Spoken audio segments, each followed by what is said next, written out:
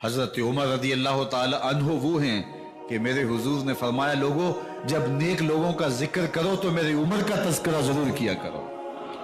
میرا عمر وہ ہے کہ جب وہ ایک جگہ ایک سمت سے آ رہا ہو، ایک گلی اور بازار سے آ رہا ہو تو شیطان بھی آ رہا ہو، عمر کو دیکھ کے راستہ تبدیل کر لیتا ہے۔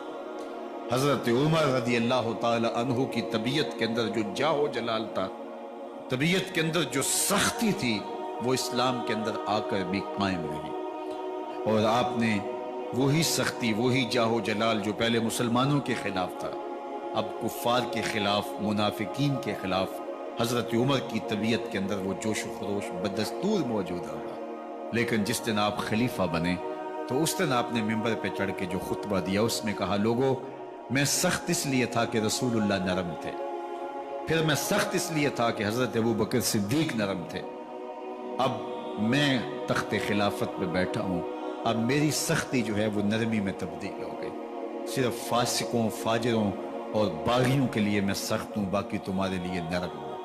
سب سے کم جو تنخواہ بیت المال سے اگر کسی وجود نے لی ہے تو وہ حضرت عمر رضی اللہ تعالیٰ عنہ نے لی، صرف 2 جوڑے لیتے تھے سال میں، اور راوی کہتا ہے کہ میں نے دیکھا ہے کہ اس میں بھی 17 پیوند لگے ہوتے تھے۔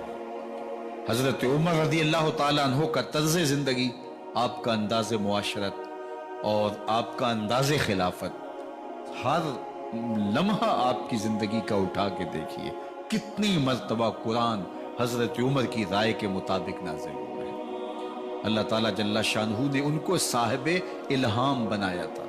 ہر امت میں کوئی صاحب الہام ہوتا ہے، حضور کی امت کا صاحب الہام حضرت عمر رضی اللہ تعالیٰ عنہ، اور آقا کریم نے انہیں اپنا وزیر قرار دیا، فرمایا میرے 2 وزیر آسمانوں میں ہیں، 2 وزیر زمینوں میں ہیں، آسمانوں کے وزیر ابو جو ہے وہ جبرائیل اور میکائیل ہیں، اور زمین کے وزیر ابو بکر اور عمر ہیں رضی اللہ تعالی عنہما۔ تو اللہ تعالیٰ جل شانہ نے حضرت سیدنا صدیق اکبر کے بعد حضرت سیدنا عمر بن خطاب رضی اللہ تعالیٰ عنہ سے جو کام لیا، مختصر دور خلافت کے اندر 10 سال 6 ماہ 4 دن آپ نے خلافت فرمائی ہے، لیکن کہاں سے چلے اور یہاں مکران تک، بلوچستان کا حصہ ہے، یہاں تک آپ کے سلطنت کی حدود وسیع ہوئی، ادھر آرمینیا تک جا پہنچے، حمص فتح کیا، قادسیہ، یرموک، آپ ذرا دیکھیے کہ کہاں تک آپ کی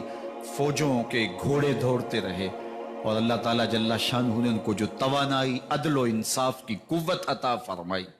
اللہ اکبر، جب زمین پہ عدل کیا ہو تو زمین بھی حکم مانتی ہے، اور حضرت عمر وہ تھے جن کا حکم ہوائیں بھی مانتی تھی، زمین بھی مانتی تھی، جن کا حکم جو ہے وہ آگ بھی تسلیم کرتی تھی اور دریا بھی ان کا حکم مانا کرتے تھے۔ مصر کے اندر رسم بد جاری تھی، یہ رسم بد جاری تھی کہ سال کے بعد ایک دوشیزہ کو زیورات پہنا کے اچھے لباس میں ملبوس کر کے دریا کی بھیڑ چڑھایا جاتا، اس کی قربانی دی جاتی، اس کا خون بہتا تو دریا چلتا۔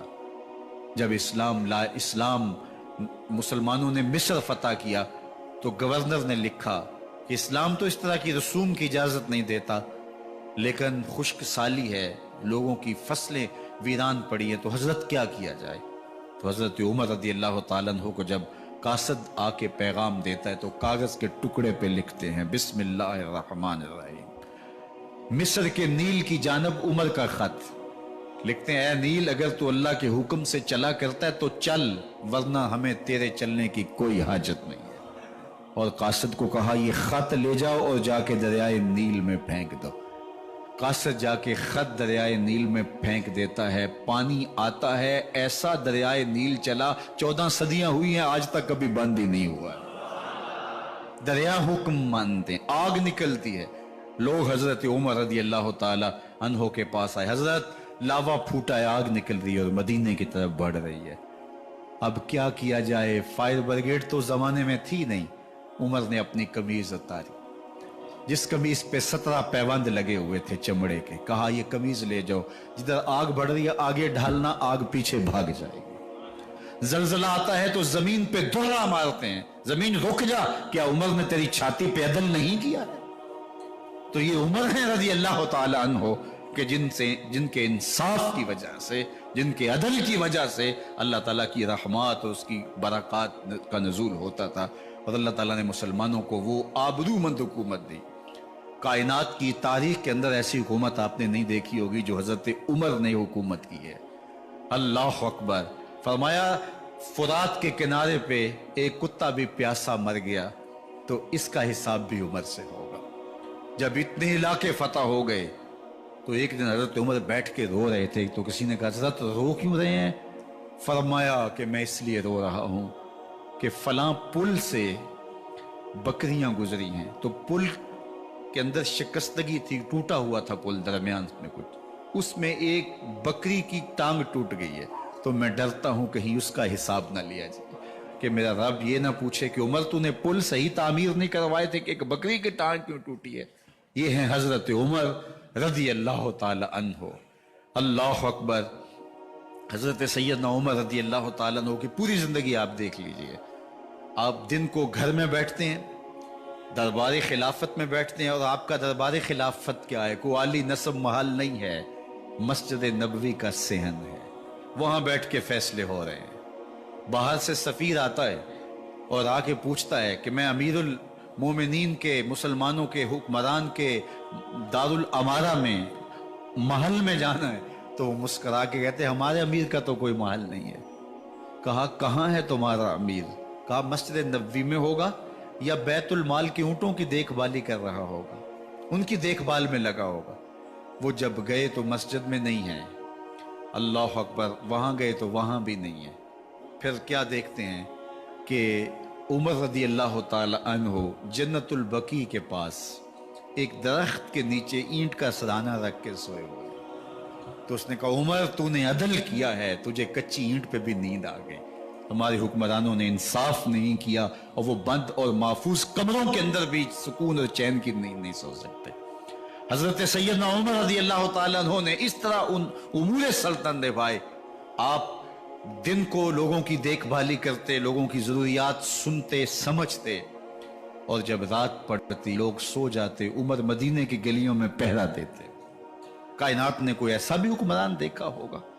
اللہ اکبر! وہ مجاہد جو مختلف محاذات پہ گئے ہوئے ہوتے، ان کے گھروں کی دیکھ بھالی کرتے، ان کی ضروریات کا خیال رکھتے، ان کی آبرو کا پہرا دیتے۔ راتوں کی تنہائیوں کے اندر حضرت عمر اٹھتے اور جا کے گشت کرتے، چکر لگاتے، دیکھتے کوئی آنکھ پر نم نہ ہو، مفلسی کا کسی گھر میں ماتم نہ ہو، لوگوں کی ضروریات کا خیال رکھتے۔ اللہ اکبر! ایک دن حضرت عمر رضی اللہ تعالیٰ عنہ ایک گھر کے قریب سے گزرے، گھر سے دھواں نکل رہا تھا، سوچا کوئی مہمان ہوگا، گزر گئے۔ تھوڑی دیر کے بعد پھر دوبارہ اس گلی سے گزر ہوا تو پھر دھواں نکل رہا تھا، پھر گزر گئے۔ 2 گھنٹے کے بعد پھر دوبارہ ادھر سے گزران ہوا تو پھر دھواں نکل رہا تھا۔ رات کا پچھلا پہر ہے، ابھی تک گھر سے دھواں نکل رہا ہے۔ عمر رضی اللہ تعالیٰ عنہ نے دروازے کو کھٹکھٹایا، اندر سے خاتون کی آواز ہے، اس وقت کون ہے؟ کہا ایک مسافر ہوں، پوچھنا چاہتا ہوں تمہارے گھر سے دھواں کیوں نکل رہا ہے رات کے اس پہر؟ کہا تمہیں اس سے کیا غرض؟ کہا نہیں مجھے تشویش ہوئی ہے۔ تو اس نے کہا عمر کی جان کو رو رہی ہوں۔ حضرت عمر رضی اللہ تعالیٰ عنہ نے کہا کیا ہوا؟ کہا کہ کھانے کے لیے گھر کچھ نہیں ہے، بچے ضد کر رہے ہیں، ہنڈیا کے اندر پتھر ڈال کر کے میں نیچے سے آگ دیے جا رہی ہوں، بچوں کہتی ہوں تھوڑی دیر ہے تھوڑی دیر ہے، کہ بچے تھک کے سو جائیں گے انتظار کر کر کے، تو کچھ ہو تو پکے، اور بچے ہیں